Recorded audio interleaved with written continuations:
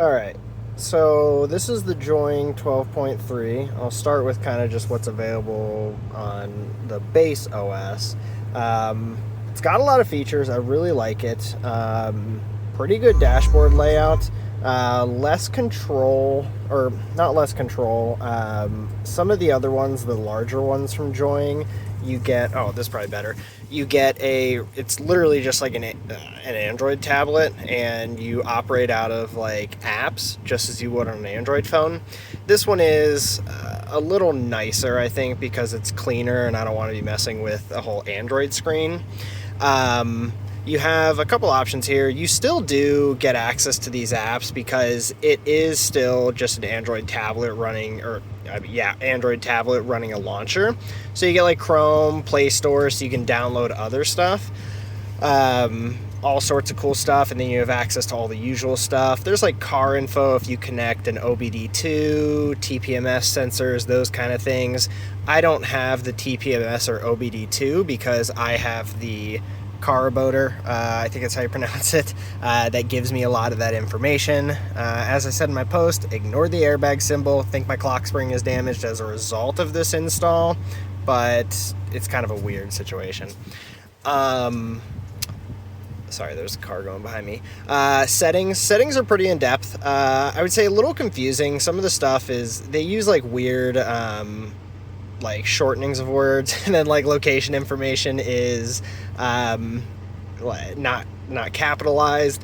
It's got a built-in GPS and stuff, so you get like the satellite information, pretty solid. But I don't use like the navigation that's built in. I primarily use Android Auto. You do have the option to add a SIM card. It's kind of weird, and you have to do like this setup process. I tried to just put a SIM card in and it didn't work. I may try to do it again later so that I have backup Wi-Fi, not just for me, but for the people in my car. Because you can do like hotspot and tethering and stuff. The sound controls, and you actually can't access them in here. It's in sound effects here, but you can do like 5-channel, 4-channel, so on and so forth. I think I need to have it at 4 point. No, because I have more speakers than that. Bunch of options here. You can do this complex mode, which frankly is well above my knowledge. And I have seen some people who have done it, but I don't have much interest in doing so. These system sound options are good. I will say the bass boost is a little intense and a little unnecessary.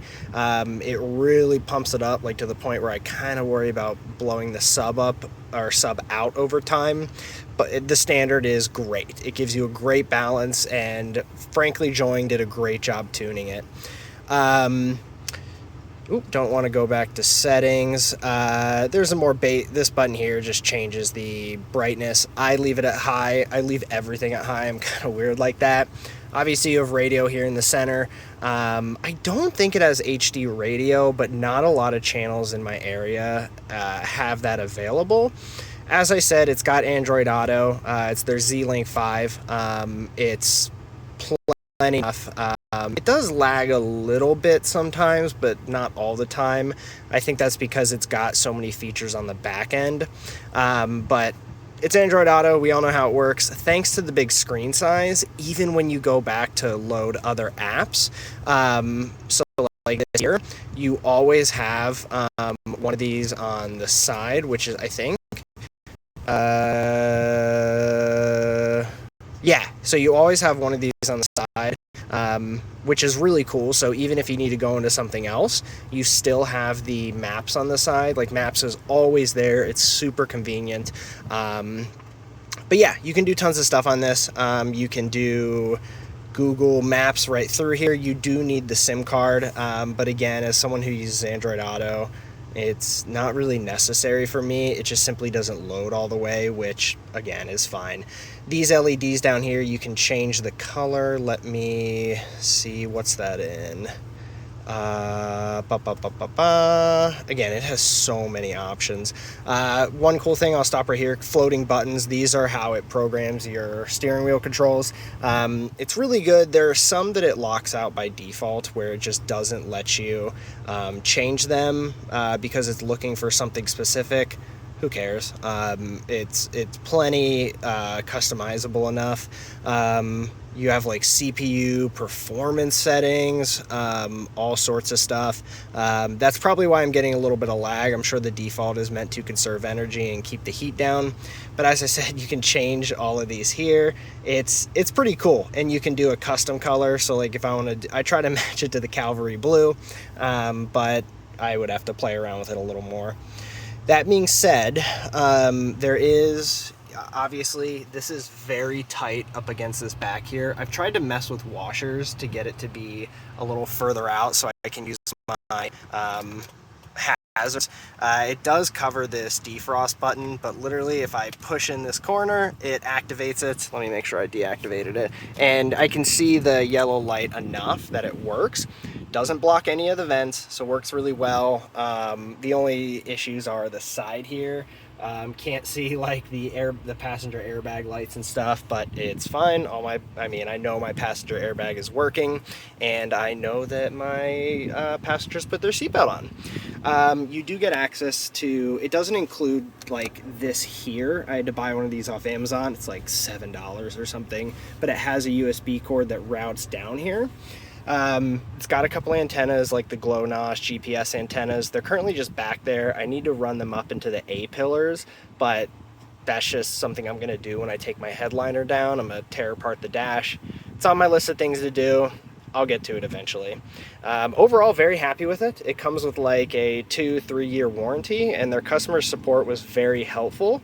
If you reach out to them by email, they'll give you a little bit of a discount. They'll like include the certain things you need for free, like the wiring harness they gave me for free, and it literally plug and play. Didn't have to splice any wires. It's perfect for the FJ. If you go to do it, you will see some that are unused. Don't panic. I was a little worried about that, but it's just because it doesn't need it. They have options for both the JBL and the standard factory amp. I have JBL, so I went with that. Yeah, I have JBL. You can't see it because obviously the radio's out. I know you were thinking between the 12.3 and the 13. Frankly, I wouldn't go with the 13 because even if you do get a little more space between here, you know, you're going to be out like this much. It might hang over here a little bit because you do have some bezels, and that would mean that you probably can't reach the button at all. So I would stick with the 12.3. The 13 is also like the Android tablet style, so it's not as user friendly in my opinion, but you know, that's up to you. But this 12.3, thanks to like the layout that it's just a big rectangle, I think it's perfect. So good luck with your decision. Hopefully this explained a little bit about it. There's not really much I can show. The biggest is just showing that gap there. Because I have it pushed out, you can see the little mounting points for it a little bit more. The screen literally just pulls off. I don't have two hands available, so I can't really do it right now, but it's just held in by clips, and then there's a head. The actual head unit is what gets installed. Works great. I love it. 10 out of 10. Would recommend. Cheers.